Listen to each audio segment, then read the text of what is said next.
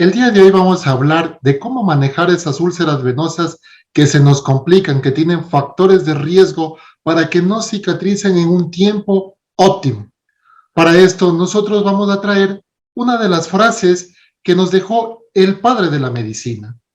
Y él decía, las enfermedades no nos llegan de la nada, se desarrollan a partir de pequeños pecados a diarios contra la naturaleza. Hay pacientes que tienen factores de riesgo, obesidad, sedentarismo, historia familiar, el tipo de trabajo. Todo esto que va a conllevar que estos pecados se vayan acumulando y comiencen a aparecer de repente este tipo de enfermedades. Y el paciente llega y nos dice, doctor, jefe, necesito que me cicatrice esta úlcera. Y por poco son exigentes. Una úlcera de 8 o 9 años quieren que la cicatricemos en 1 o 2 semanas. Teniendo esto claro y presente, nos vamos a plantear qué debo hacer. Para esto la definición es importante. Cuando estamos hablando de úlcera venosa, de acuerdo al Colegio Americano y al Foro Venoso Americano, ¿qué nos dice? Que es la lesión o úlcera de la pierna o en el pie que se produce en un área afectada debido a hipertensión venosa y que con el tratamiento estándar durante la compresión que ya va más de 4 a 6 semanas. Teniendo esto presente, nosotros debemos hablar de los números y la úlcera venosa podría requerir entre 6 a 12 meses para cicatrizar por completo y un 70% volverá a tener una recurrencia 5 años posteriores al cierre. En los Estados Unidos se estima que aproximadamente 2.5 millones de pacientes presentan insuficiencia venosa crónica y el 20% desarrollará una úlcera venosa.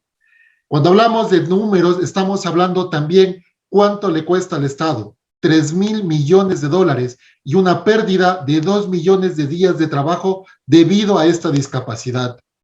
Los factores de riesgo van a ir de la mano conforme se va incrementando la edad, la historia familiar de enfermedad venosa crónica, el índice de masa corporal, historia de trombosis venosa profunda que conllevó a un síndrome postrombótico, problemas en la motricidad que afecten tanto a la parte esquelética como articular, el número de embarazos, inactividad física, la historia de una úlcera previa, reflujo en el sistema venoso profundo. ¿Y cómo se da este problema? Yo tengo de 3 orígenes, un reflujo valvular, una obstrucción y un fallo a nivel de la bomba muscular, conllevando a hipertensión venosa que resulta en edema, cambios en la piel, dolor y malestar, con riesgo de ulceración. Y voy a tener efectos tanto en la macrocirculación como en la microcirculación. En la macrocirculación se presenta una dilatación de la pared de la vena, una incompetencia de la válvula debido a un acortamiento y degradación de la misma. Y a nivel de los efectos de la microcirculación, un proceso inflamatorio per se, cizallamiento endotelial, es decir, yo tengo una disminución del flujo sanguíneo, activación leucocitaria, una producción excesiva de citoquinas, quimiosinas y un trauma menor, cambios a nivel de la piel, puede conllevar a la presencia y desarrollo de una úlcera venosa. ¿Y cómo vamos a encontrar esto? Debido al proceso inflamatorio, va a darse una éstasis, va a darse un daño a nivel de la pared venosa, todo esto que conlleva a que presente un exudado prominente típico de una úlcera venosa. Tejido necrótico, tejido de granulación de mala calidad, encuentro una piel reseca, que también voy a encontrar que se me puede infectar esta úlcera. Y para esto yo debo hacer un diagnóstico diferencial. Ya vimos cuáles eran los criterios para tener claro si es o no una úlcera venosa. Existen diferentes tipos de patologías que pueden confundirnos con las úlceras a nivel de miembros inferiores y pensar que es una úlcera venosa. El 47% representa la úlcera venosa. De ahí viene que la úlcera arterial en un 13 a un 15% y la úlcera mixta un 18%. El resto de úlceras tienen una menor incidencia. Por eso es que la mayoría de pacientes nos podemos confundir, pero yo para confirmar que es una úlcera venosa debo realizar un ecodoppler color. Para esto nosotros también debemos, cuando vamos a manejar al paciente, tanto la prevención y el tratamiento de heridas, evaluar y o reevaluar, fijarnos metas, reunir al equipo, establecer e implementar un plan de atención y evaluar los resultados. ¿Para qué? Para yo con un acrónimo determinar cómo se está presentando este tipo de úlcera a nivel de los miembros inferiores. Este artículo es muy interesante, ¿por qué? Porque nos da las pautas para yo valorar todas las enfermedades que presenta mi paciente, hacer un manejo de forma holística. En la letra B, valoro la biocarga, la biopelícula, el riesgo de infección. En la letra C, valoro la circulación, tanto venosa, arterial y linfática. Con la letra E, manejo del edema y exudado. Y al tener este acrónimo ABSCESS, la letra S me permite valorar los bordes de la herida, proteger si amerita o no una descarga, y sin olvidarnos de la parte social, de la parte familiar de nuestro paciente. Existen factores que van a condicionar el proceso de cicatrización, como son el sexo, el tiempo de duración, el tamaño de la área, la posición donde se localiza la úlcera y si esta no está combinada con un problema cronificado que pueda conllevar a un carcinoma escamocelular. Una mnemotecnia que es importante cuando valoramos una úlcera venosa es esta palabra measure, en la cual mido el tamaño de la herida, valoro el exudado, el aspecto de la úlcera, si hay o no un sufrimiento en el paciente, es decir, evaluando el dolor, cuantificándolo el mismo. Y debo determinar la ubicación porque es importante, porque hay zonas de hiperpresión que puedan condicionar el momento que yo vaya a colocar el tratamiento estándar, la elastocompresión. Reevaluar si amerita el uso de un apósito, tener que identificar los bordes, cómo se encuentran los mismos. Y hay momentos que uno debe derivar al especialista una úlcera a nivel de los miembros inferiores.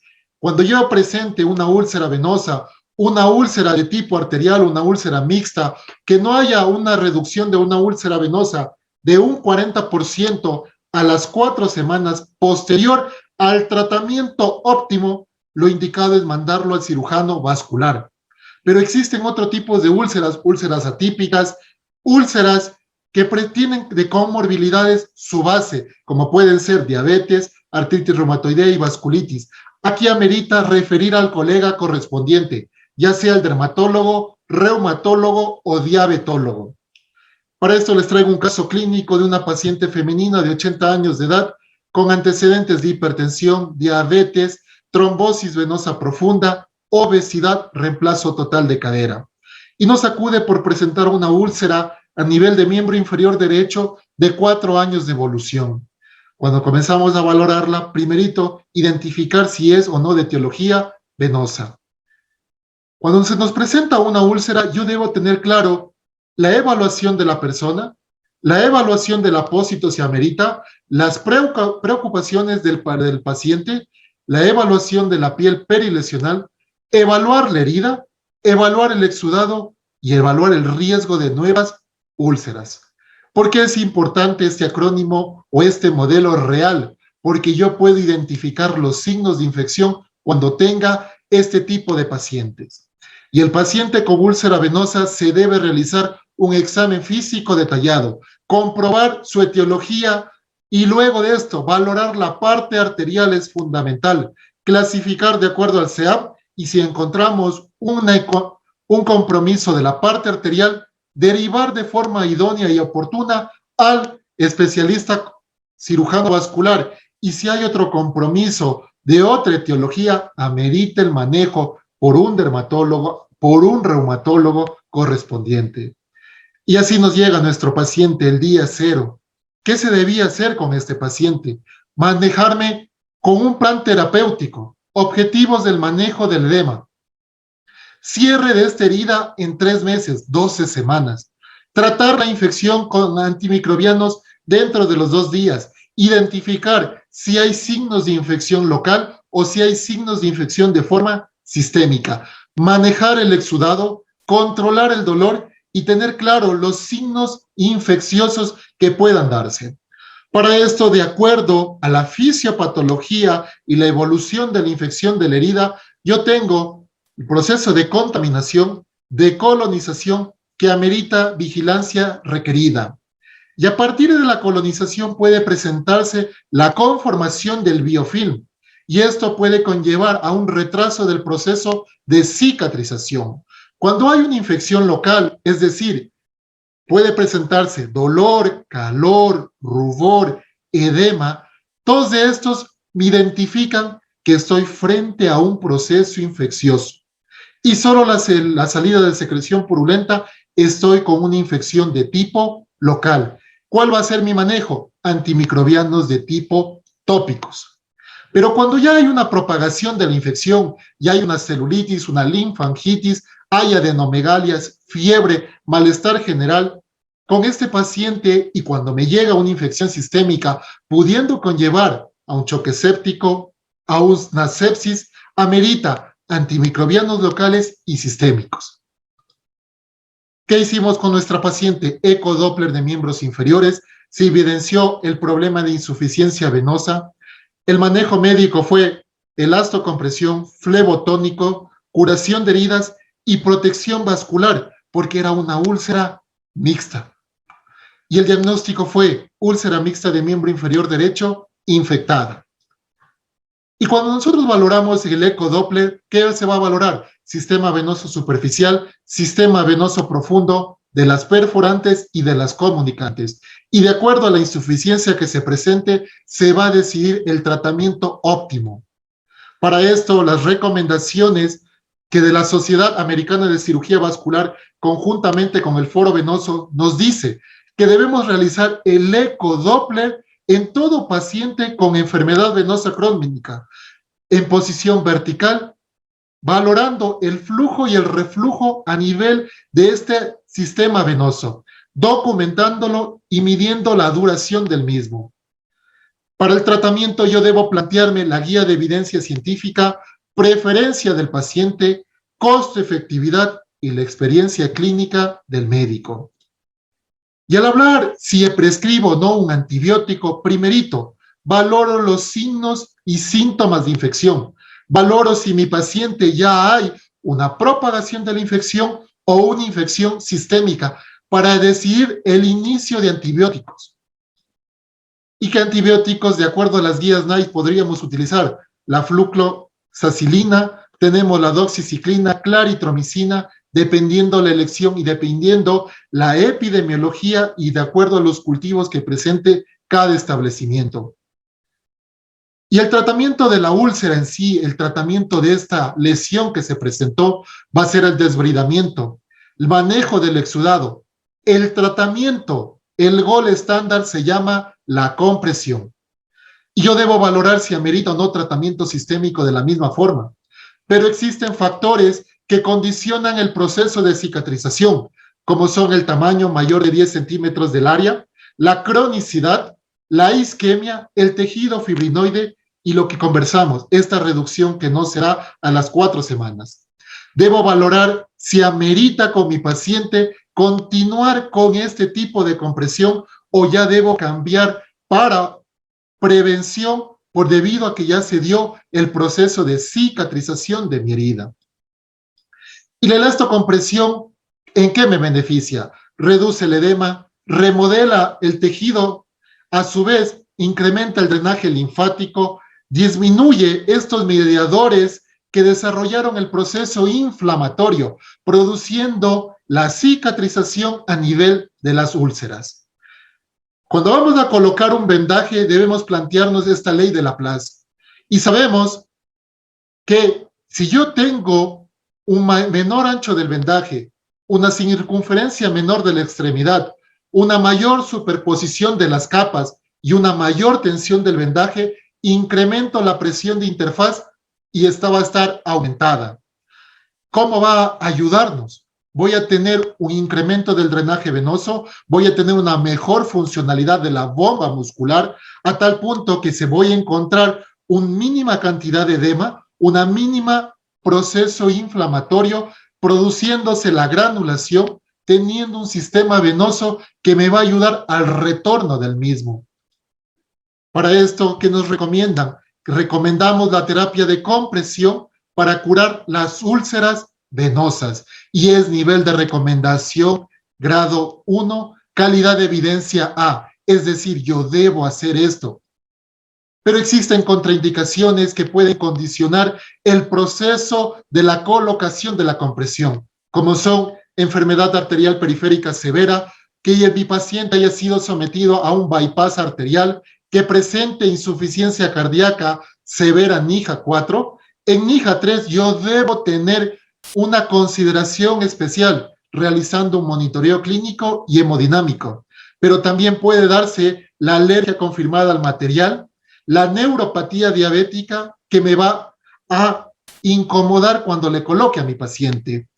Y los pacientes debemos tener claro que por debajo pueden existir molestias, dolor, y ¿qué se recomienda? Verificar la indicación y la técnica correcta. Pero no solo es esto, también yo puedo complementarlo con un tratamiento de tipo clínico, el uso de la fracción flavonoide micronizada, que de acuerdo a las recomendaciones tanto europeas, internacionales y globales, nos dicen que es el complemento para el tratamiento estándar. ¿Cuál es ese tratamiento estándar? La elastocompresión. Pero también yo tengo apósitos que puedo utilizar en este tipo de úlceras, como son los vendajes impregnados de óxido de zinc. Puedo utilizar apósitos para manejar la carga microbiana, controlar el exudado.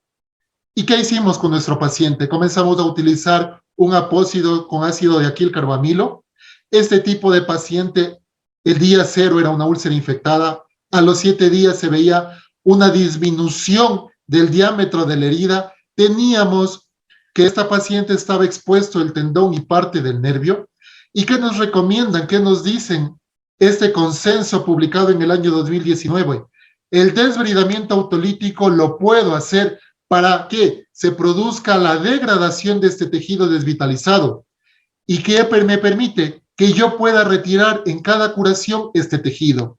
Al colocar el apósito, valoramos a los 14 días, seguía expuesto el tendón, íbamos teniendo un mejor tejido de granulación y los criterios para utilizar un apósito va a ser el tamaño y ubicación de la úlcera, el tiempo de úlcera, en qué estadio se encuentra mi úlcera, la cantidad de exudado, si hay o no los signos de infección, si es una facilidad de aplicar y costo y disponibilidad.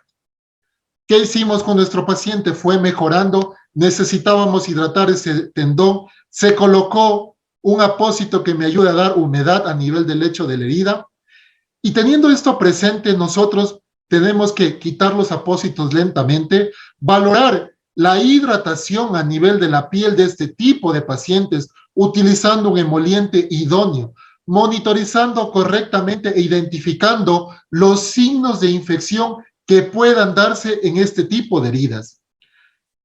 Tuvimos una mejoría notable, el tendón, nos tocó hacer una tenotomía parcial, comenzamos con las curaciones periódicas, a la quinta, a la sexta semana, ya se dio una contracción de la herida, hubo una disminución más del 40%, ¿y qué logramos a las 10 semanas? Tener casi un cierre total de la misma. Recordamos que esta paciente tenía una úlcera mixta y un compromiso linfático. En la actualidad se encuentra en estas condiciones nuestra paciente. Para esto, yo debo cumplir los objetivos que nos planteamos al inicio, y estos objetivos se deben darse reflejados en el manejo de mi paciente. El tratamiento quirúrgico es parte de prevención y también para la cicatrización de esta úlcera. Puedo hacer de tipo local un desbridamiento y de tipo sistémico, si tiene una enfermedad venosa superficial, puedo realizar cirugía convencional, cirugía láser, radiofrecuencia, intervención quirúrgica de tipo no térmica. Si tengo una enfermedad a nivel de las perforantes, puedo realizar escleroterapia, puedo realizar radiofrecuencia. Y cuando hay un compromiso del sistema venoso profundo ilio-cavo, se puede realizar la colocación de stent, derivación venosas y reconstrucción valvular. ¿Y para qué me sirve? Para prevenir la recurrencia, el tratamiento quirúrgico de este tipo de pacientes.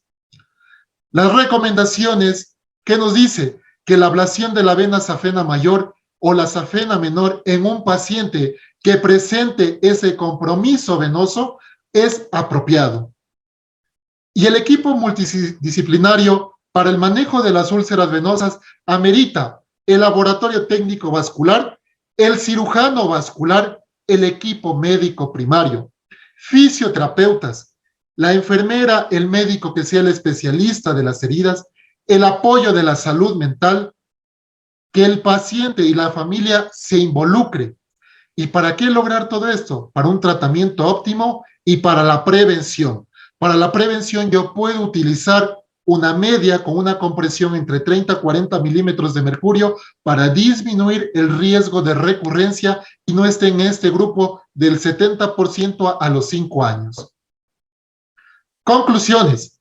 Si no hay contraindicación absoluta, la elastocompresión es el tratamiento adecuado, antigravedad y antiinflamatorio para cualquier úlcera, especialmente a nivel de la úlcera venosa. Y es el pilar fundamental para yo disminuir este proceso inflamatorio, mejorar el retorno venoso, reducir la recurrencia. Y tenemos que tener claro, debo derivar de forma idónea, oportuna, al especialista vascular para las úlceras venosas. Y si yo encuentro que no es una úlcera de etiología venosa, debo enviar a mi paciente, ¿dónde? El dermatólogo, reumatólogo o diabetólogo.